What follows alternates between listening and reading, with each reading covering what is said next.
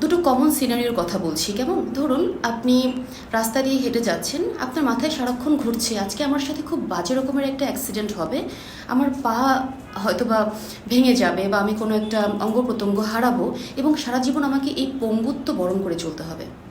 Scenario number 2, আপনি অফিসে বা ইউনিভার্সিটিতে হয়তো বা কোনো একটা প্রেজেন্টেশন দিবেন, আপনাকে কোনো একটা পার্টিকুলার টপিকে কথা বলতে হবে, আপনার মাথায় সারাক্ষণ ঘুরছে আজকে প্রেজেন্টেশনটা আমার খুব জঘন্য হবে এবং আমি যখনই প্রেজেন্ট করা শুরু করব আমার বুক ধরফর করবে, শ্বাস আটকে আসবে, আমি স্ট্যামারিং শুরু করব এবং সবাই আমাকে নিয়ে হাসবে এবং একটা সময় প্যানিক অ্যাটাকে আমি ফ্লোরে পড়ে যাব এবং সিচুয়েশনটা খুব বিপর্যস্ত হয়ে যাবে। দেখুন, দুটো কেসেই আপনি কি করছেন, আপনার ফিয়ারটা ভ্যালিড, বাট আপনি দুটো কেসেই নিজেকে একদম ওর্স্ট পসিবল আউটকামে বসিয়ে সাফার করাচ্ছেন।